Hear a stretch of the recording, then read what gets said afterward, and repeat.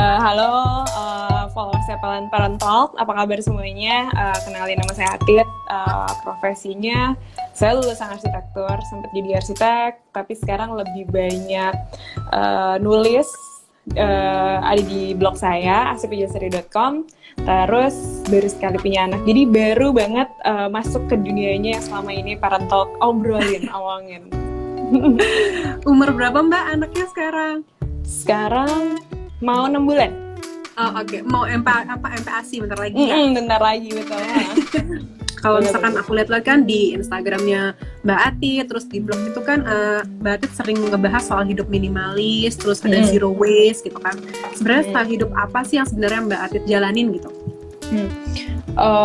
Nah sebenarnya kalau misalnya aku pribadi itu tipikal yang percaya kalau misalkan nggak ada satu style hidup yang memang diciptain khusus buat aku gitu loh. Jadi dalam perjalanannya aku harus mendesain sendiri sebenarnya style hidup yang mau aku jalanin seperti apa, dan trial error aja. Jadi kalau tadi balik ke pertanyaannya Mamin, kenapa aku suka nge-share sedikit ada minimalis, sedikit ada zero waste, atau aku lebih nyaman menyebutnya less waste karena nggak zero banget juga gitu ya.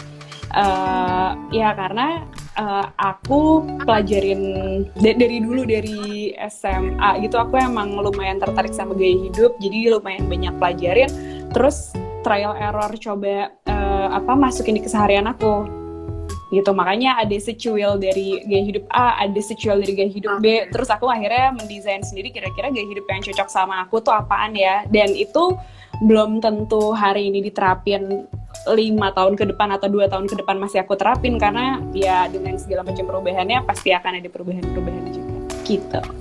Kalau gitu sejak kapan untuk menjalani hidup seperti ini gitu, designing your lifestyle gitu, dan kenapa gitu, alasan trigger awalnya kayaknya aku harus desain lifestyle aku sendiri deh gitu. Kalau sejak kapan, kayaknya dari yang tadi aku cerita, dari SMP aku udah mulai tertarik sih. Terus ya saya aku mulai tertarik, terus di itu kalau misalkan kenapa, karena ya itu aku percaya, aku meyakini bahwa manusia tuh plural banget, sebeda-beda itu banget gitu loh.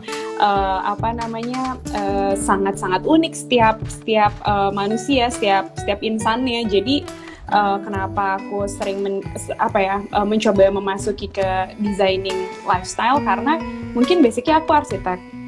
Dari arsitek dulu aku mikir, jadi arsitek tuh mungkin ngedesain bangunan ya gitu loh.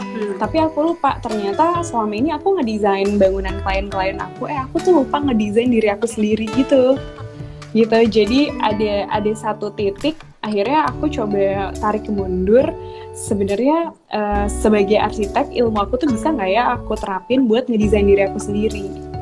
Nah kalau gitu pentingnya untuk create lifestyle kita sendiri tuh apa Mbak? Sekarang kita lagi pandemi nih, ini pasti kita di rumah terus gitu, secara juga pasti pikiran juga udah dibilang pasti declutter juga gitu kan, banyak kekhawatiran dan yang lain gitu.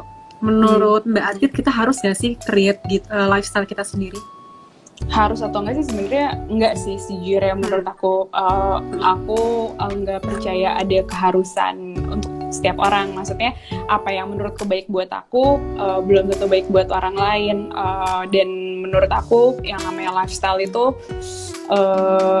individual banget. Jadi setiap manusia menurutku sangat merdeka menentukan lifestyle-nya masing-masing. Makanya kalau misalnya harus nggak sih ngedesain lifestyle masing-masing, enggak juga. Tapi kalau menurut aku akan lebih baik kalau misalkan aku pribadi menerapkan dan mendesain lifestyle aku sendiri. Tapi kalau buat orang lain aku nggak berpikir harus gitu.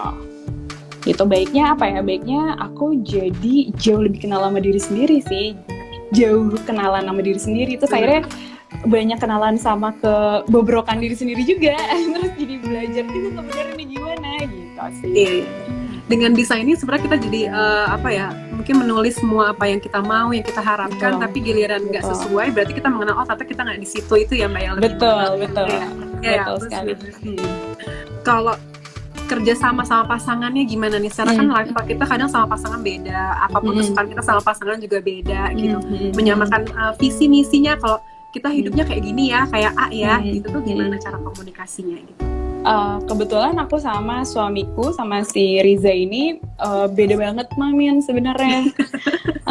Beda tuh beda banget gitu sebenarnya. Kayak aku tuh kalau aku bisa mengklaim diri aku sendiri, mungkin aku melihatnya termasuk yang rapi, termasuk yang tertata gitu ya, termasuk yang termasuk yang mengonsep lah gitu loh. Oh ya, gue pengen besok pagi itu gue bangun, terus gue minum ini dulu, membuat rutinitas terplanning gitu. Dan segala sesuatunya pengennya ya udah bersih, rapi, gitulah ya, blong gitu. Nah kalau suamiku freestyle banget, gitu. Halus kan bahasanya. Sama. Iya. Berantakan banget. Iya betul. Iya. Jadi kalau sama itu justru lumayan freestyle gitu loh. Iya betul. Freestyle-nya lumayan akut di mata aku. Gitu. Nah ada satu titik dulu. Jadi aku cukup beruntung terlahir di keluarga orang tuaku itu cukup terbuka tentang tentang keburukannya masing-masing.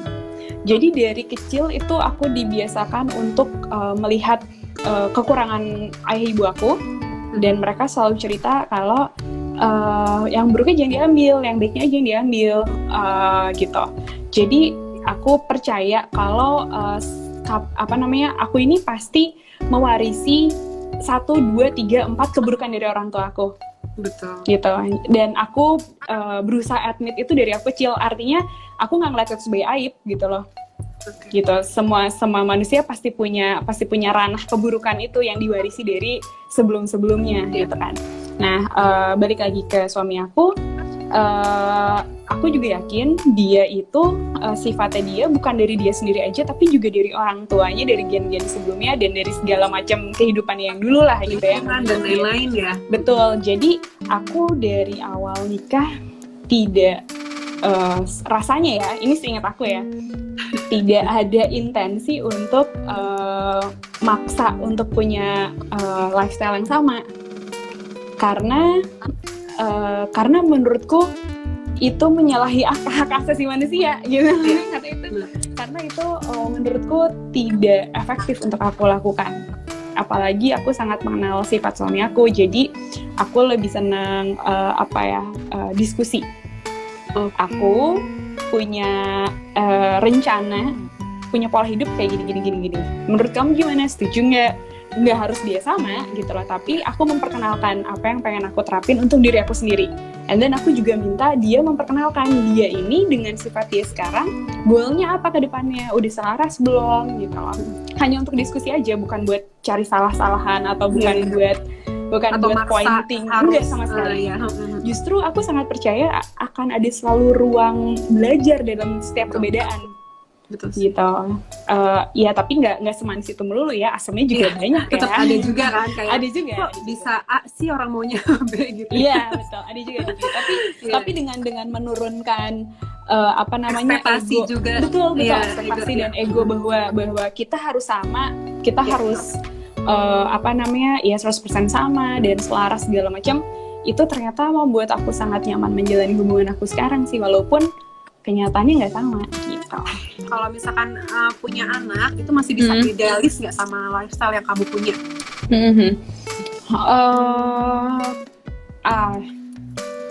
Oke. Agak bingung nih jawabnya, karena aku pribadi tuh nggak ngelihat aku sebagai orang yang idealis. Aku ngelihatnya aku sebagai orang yang spesifik. Gitu. Jadi aku cukup misalnya gini, aku kenapa baju aku nggak begitu banyak, karena aku orangnya spesifik. Aku tahu betul material apa yang aku suka, material apa yang aku cocok, aku tahu betul model apa yang betul warna beda 1 tone di bawahnya sedikit aja tuh kayaknya ini nggak bakal bisa gue pertanggungjawabkan untuk gue pakai, jadi udahlah gitu lah gitu. Jadi gue ngeliatnya gue orang yang cukup spesifik gitu. Aku baru 6 bulan punya anak, kayaknya belum bijak untuk membahas banyak hal tentang anak gitu ya. Aku ngerasanya kayak gitu. Apalagi lagi pandemi, jadi nggak ada Aku pribadi tidak punya aim untuk akhirnya ngedandanin anak macam-macam karena ketemu orang. karena juga nggak ketemu gitu kan. Ketemu ya. Gitu. Jadi aku pribadi belum bisa menjawab banyak hal tentang itu, tapi kalau tadi hal yang idealis masih bisa diterapin apa enggak, sejauh ini gaya hidup aku nggak banyak berubah, tapi kebiasaan, pola waktu segala macam itu banyak berubah. Gitu. Penyesuaian pasti ada sih kayaknya ya. Yes, pasti. Apalagi kalau hidup sendiri sama anak gitu ya kayaknya pasti aja deh. Dengan GR aku menjawab seperti itu sih kayaknya. Kasih tips dong ke kita nih yang di rumah aja biar bikin rumah nyaman. Terus ada juga pertanyaan khusus itu di mana rumahnya itu dia nggak punya gudang, terus nyimpen barang-barangnya yang nggak kepake itu gimana caranya gitu? Mungkin aku sih biasanya balik nanya lagi nih, definisi kenyamanannya apaan? Karena aku percaya definisi kenyamanan tiap orang beda-beda. Ada yang bilang, buat gue rumah tuh keluarga, misalkan gitu ya. Berarti kenyamanannya ada di manusia-manusia di dalamnya kah? Atau ada di rumah fisika atau gimana? Karena kalau aku pribadi melihat rumah itu ada dibagi dari 4. Aduh, aku dari tadi banyak berteori ya, maaf ya. Pas sudah kayak dosen. It's okay, padahal bukan dosen. Jadi aku memang aku selama ini berpikir kalau misalkan rumah itu ada 4. Yang pertama adalah mind, body, and soul. Itu adalah rumah pertama kita, yang dimana rumah dari pertama hidup sampai mati gitu loh. Hidupnya cuma sama itu doang. Itu rumah yang paling lama dihuni menurutku. Makanya sebisa mungkin dia baik-baik deh sama 3 hal itu, soalnya itu rumah yang paling lama gitu. Yang kedua adalah rumah fisik, rumah shelter. Mau kosan, mau apartemen, mau rumah orang tua, mau kamar, rumah, ya itu adalah rumah kedua menurutku. Lalu rumah yang ketiga adalah lingkungan kita. Teman-teman, keluarga, segala macam ya, itu rumah ketiga. Rumah keempat adalah bumi. Gitu. Jadi aku selalu melihat rumah itu dibagi dari 4 hal. Makanya kalau ngomongin kenyamanan, ngomongin rumah yang mana nih, terus detail kenyamanannya seperti apa. Karena aku yakin nilai kenyamanan, variabel kenyamanan setiap orang terhadap 4 hal itu sangat beda-beda gitu loh. Gitu. Jadi menurutku nggak bisa dijawab dengan gampang. Mami itu suara kamu hilang nih. Halo? Oh ada. Ada. Iya gitu. Jadi aku nggak bisa ngejawab dengan lantang karena aku perlu tahu dulu definisi kenyamanannya apa. Ketika sudah tahu definisi kenyamanannya apa, baru bisa disiasati seperti apa cara bikin nyamannya. Kasih juga dong kita tips nih biar kita tuh merasa waras gitu, atau dengan cara misalkan ya tadi kalau kamu kan bisa creating lifestyle gitu, atau kamu punya nggak tips-tips lain selain secara fisik rumah tadi tapi juga mind, body, and soul gitu? Kalau aku pribadi supaya selalu ngerasa waras, sebenarnya nggak selalu berhasil. Jadi gue juga malu nih buat ngomongin nih Mamin, karena aku pun beberapa hari terakhir merasa tidak waras. Oke. Gitu. Jadi sejujurnya seperti itu. Jadi kayak aku ngerasain ada satu fase ketika aku punya anak, terus kayak ngerasa ada banyak hal yang dulu sudah aku desain sedemikian rupa, setelah punya anak aku kehilangan satu persatu gitu loh. Rutinitas itu yang padahal aku ngerasa sih rutinitas itu membentuk aku gitu, dan aku merasa perlu redefining myself lagi gitu kan, redefining lagi gitu. Nah terus jadi kalau misalkan ada hal yang bisa untuk membuat tetap merasa waras, kalau yang lagi aku terapin akhir-akhir ini sih akhirnya yaitu bikin rutinitas lagi sama Riza. Baru banget tadi malam aku ngobrolin sama dia kayak, Za kira-kira pagi apaan aja ya yang memungkinkan kita lakuin ya gitu loh. Oke, minum jamu gitu, kayak kita bisa meditasi bentar ya gitu. Terus aku lagi ngumpulin meditasinya apaan aja videonya, jadi ntar pagi-pagi tuh nggak ribet-ribet lagi, langsung setel aja udah gitu ya. Terus udah gitu kayak, Za kayaknya aku butuh nih setiap seminggu sekali, kayak aku butuh kata-kata mutiara. Aduh maaf ya, aku tuh emang nyebelin banget. Kayak aku tuh butuh ngobrol yang dari hati ke hati gitu loh, kayak buat aku kadang itu bikin waras gitu loh. ya rumah tuh nggak cuma fisik doang ya, itu tadi gitu. Hubungan yang enak tuh bikin waras juga. Jadi aku butuh nih, Za, mau nggak? Tentu jawabannya kata-kata mutiara kayak gimana sih maksudnya? Tentu jawabannya kayak gitu ya. Tapi ya udah omongin aja apa yang kita mau. Jadi sebenarnya hari ini aku lagi menuai justru Mamin dari kewarasan itu. Ini nyambung banget sih. Jadi justru sebenarnya 3 hari yang laluan gitu, aku baru ngomong sama Riza, aku butuh time off nih 1 hari. Aku pengen aku bisa ngelakuin apapun yang aku mau. Jadi lu tolong handle Poli, tolong handle anak, sama tolong handle rumah. Semua makanan tolong lo handle juga. Aku mau jadi kayak princess gitu, boleh nggak Sari? Gitu. Oke. Nah itu dipersiapkan dari 3 hari yang lalu. Jadi dia udah nyari kira-kira ntar makan siang apa ya, makan malamnya apa ya, gitu kan. Terus dia beresin rumah, harus ini harus itu segala macam lah. Jadi hari ini aku lagi mewaraskan diri lagi itu sih sebetulnya. Itu salah satu yang menurut aku applicable kayaknya. Applicable ya. Gitu. Jadi tadi dari buat schedule, yes, terus habis itu hubungan dengan pasangan tuh juga harus dikembalikan sparks-nya ya kan? Betul. Kalau berantem kan rasanya rumah juga panas ya kan. Tapi sebenarnya yang paling utama kayaknya mengembalikan hubungan sama diri sendiri dulu sih. Oke, itu. Menurut aku itu sih yang paling utama. Teman-teman Parent Talk juga makasih banyak yang udah nonton. Makasih kesempatannya juga Mamin. Mudah-mudahan kita ketemu lagi kapan-kapan ya. Bye-bye. Bye-bye.